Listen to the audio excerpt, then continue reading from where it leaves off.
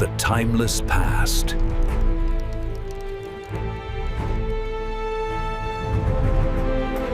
For centuries, we've held on to a simple, almost cartoonish picture of our earliest ancestors, the caveman. A brutish, lonely figure in heavy furs holding a club and grunting his way through a savage world. It's a powerful myth, but what if it's completely wrong? What if the reality was smarter, more cooperative, and infinitely more human? Let's step back in time. Not into a world of myth, but into the real daily life of the first Homo sapiens. This isn't a story about lone heroes. It's the story of how family, community, and the revolutionary act of sharing became our ultimate tools for survival. It's the first chapter in our story, written not in ink but in footprints left on the dusty plains of Africa and across the globe.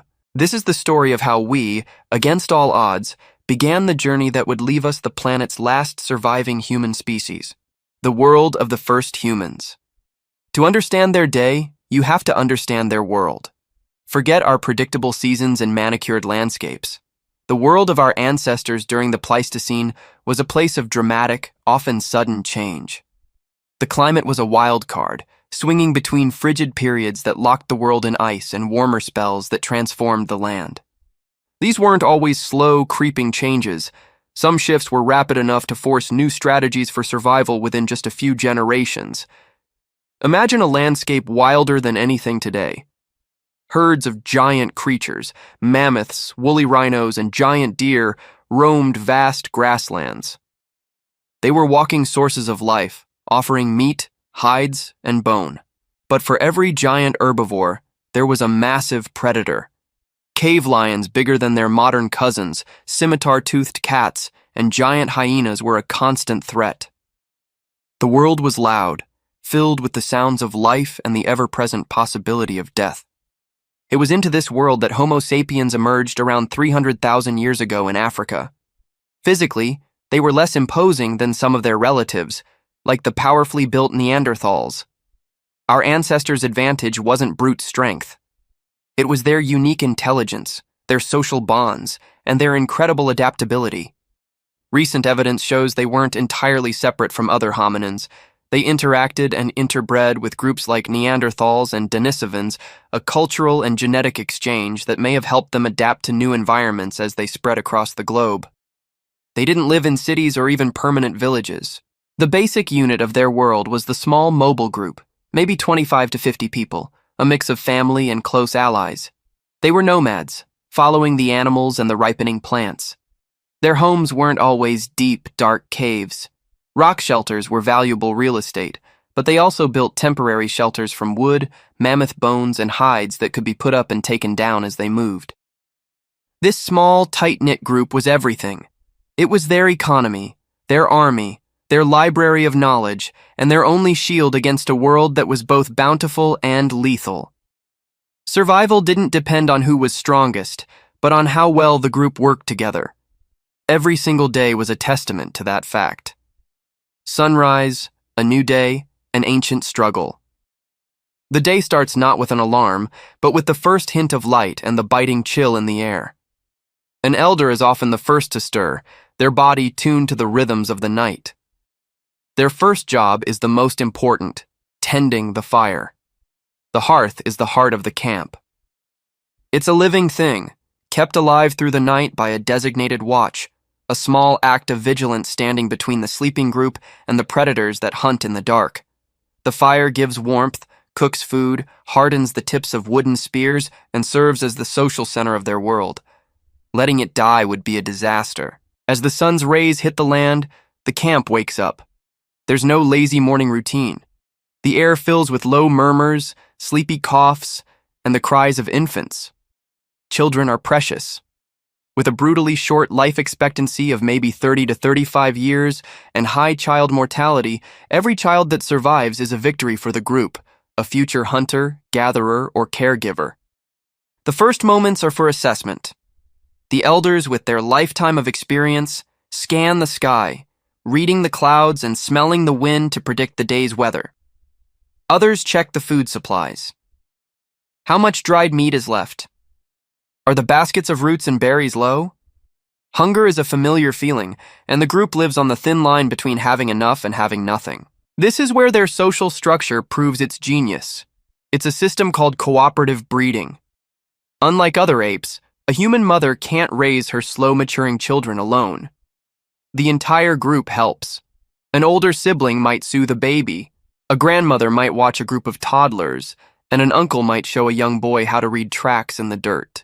This system of allo-parenting, care from people other than the mother, is a cornerstone of human success. It frees up other adults for the vital jobs of finding food, defending the camp, and making tools. It's the birth of the extended family, a web of shared responsibility that ensures the next generation gets to see another sunrise. The Great Divide, planning the day's labor. With the day underway, the group gathers for an informal but essential meeting to plan the day's work. There is a division of labor, but it's far more flexible than the rigid man the hunter, woman the gatherer stereotype. It wasn't a rule, but a practical, adaptable strategy. In fact, the old myth has been powerfully challenged. Archaeological evidence from burial sites where women were interred with hunting weapons to physiological studies shows that women were not only capable hunters, but very likely participated. The idea that only men hunted big game seems to be a modern bias projected onto the past. For much of our history, it's likely both sexes helped provide for the community. However, a general pattern often emerged from practicality. Tasks were divided based on risk, efficiency, and childcare needs. The hunt for large animals was a high-risk, high-reward job. It required long journeys and the danger of violent encounters. This task may have often fallen to groups of men, who were, on average, larger and more expendable from a purely reproductive standpoint. A group could survive losing a male hunter. Losing a woman of childbearing age was a far greater blow to its future. At the same time, gathering plants, small game, insects, and eggs formed the reliable foundation of their diet, providing the bulk of their daily calories. This vital work was often, though not exclusively, done by women, who could stay closer to camp and look after children. They might carry infants in slings, similar to carriers found etched on stone in Germany, which freed their hands for work. So, the morning plans are made. A group of hunters discusses the tracks of wild horses seen yesterday. They check their sophisticated toolkits. Not crude clubs, but long wooden spears with fire-hardened tips. Some might have an atlatl, or spear thrower, an ingenious invention that acts as a lever to dramatically boost the power and range of a thrown spear. They check their kits of sharp flint flakes, essential for butchering a kill. Meanwhile, a group of gatherers discusses which areas look most promising. An elder might remember a patch of ripe berries or a grove of nut trees. They prepare their own tools, digging sticks for unearthing roots and intricately woven baskets or hide bags. The children are a key part of this. While the youngest stay in camp with a grandparent, older kids tag along with the gatherers. This isn't a chore, it's their school. Here they learn to identify hundreds of plants, telling the edible from the poisonous, and how to read the landscape. The day's labor is divided, but the purpose is one: the survival of the group. The hunt, a symphony of risk and cooperation. The hunting party moves out, a small group of 4 or 5 individuals moving with a quiet confidence.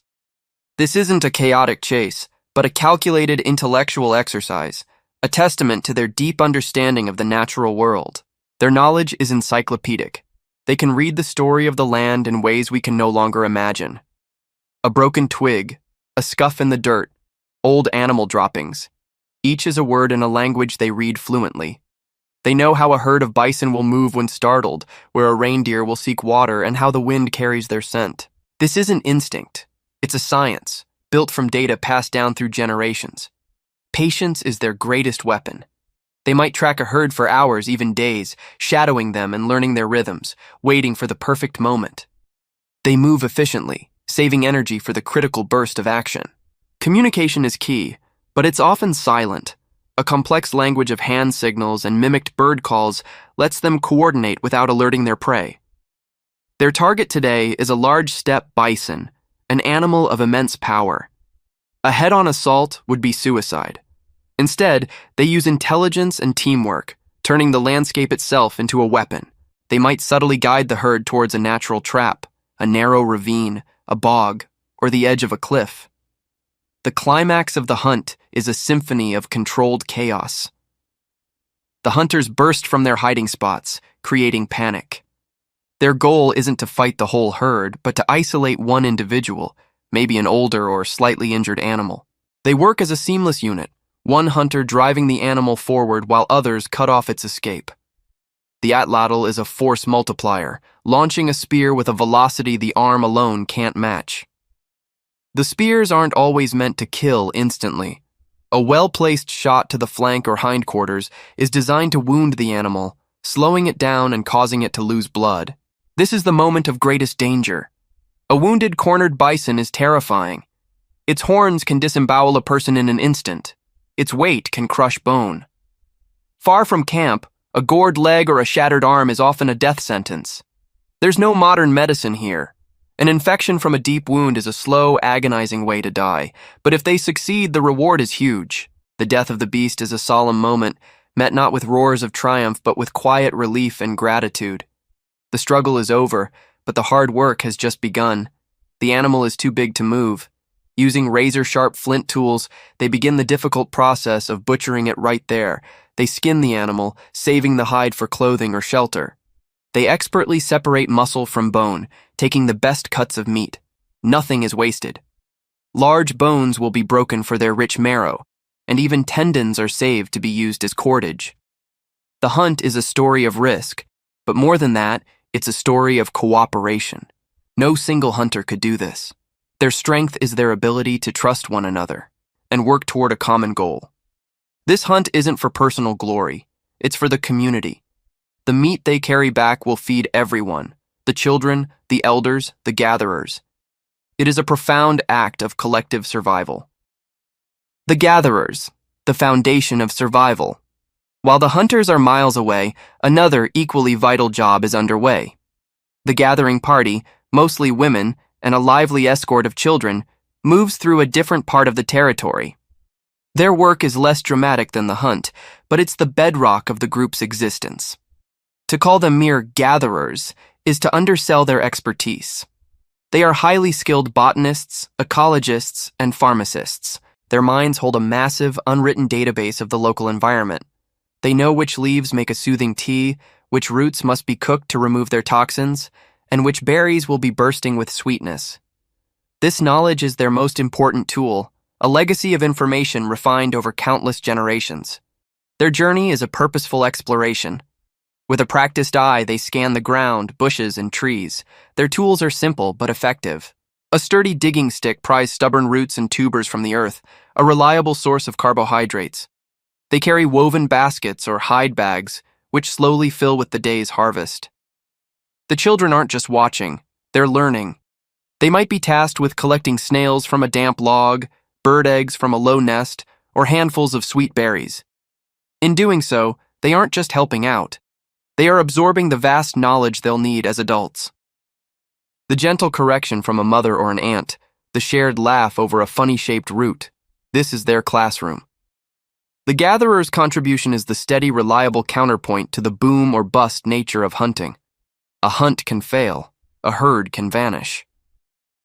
But the plants are almost always there, if you know where to look. They provide the day-to-day calories that keep the group going. When the hunters come back empty-handed, it's the gatherer's bounty that fills everyone's stomach. This dietary flexibility is a hallmark of Homo sapiens' success. We were the supreme generalists, able to thrive on a diverse menu, which allowed us to colonize nearly every environment on Earth. But this is more than a food run. It's a deeply social event. As they work, the women talk, reinforcing social bonds, sharing information, and telling stories. It is a time of cooperation and community, where the group's social fabric is woven as surely as their baskets. The return of the gatherers to camp, their baskets full of roots, greens, nuts, and fruits, is a moment of quiet triumph, a guarantee that tonight, everyone will eat.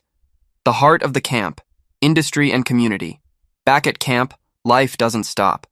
It's a bustling hub of industry, education, and domestic life, managed by those who stayed behind. Maybe an elder with a sore joint, a new mother, or a few adults tasked with camp duties. This is the workshop of their world. In a spot sheltered from the wind, you'll likely see a master craftsman at work, a toolmaker. This is the art of flint knapping. With a hammerstone and a piece of fine-grained flint, the knapper works with incredible precision. Each strike is planned. With a sharp crack, a flake of flint flies off. It's a process of sculpture, seeing the finished tool inside the raw stone. He's not just making simple hand axes. The Homo sapiens toolkit is sophisticated. He produces long, elegant blades sharp enough to slice hide, specialized scrapers for cleaning skins, burins for engraving bone, and sharp points for spears. The ground around him is littered with the sharp debris of his work. This is a skill that takes years to master. Younger members watch, learning the angles, the force needed, and the properties of different stones. This technology underpins their entire existence. Elsewhere, another vital task is underway: processing hides. A woman might be using a stone scraper to laboriously remove every bit of flesh from an animal skin. It's strenuous, smelly work. The hide will then be stretched and treated, perhaps with animal brains or tannin-rich bark, to soften and preserve it. This leather is a precious material, used for everything from clothing and bags to rope and shelters. And everywhere there is childcare. The cooperative breeding system is in full swing. An elder, whose hunting days are past but whose mind is a library of knowledge, sits with a group of small children. He isn't just a babysitter, he's a teacher and historian.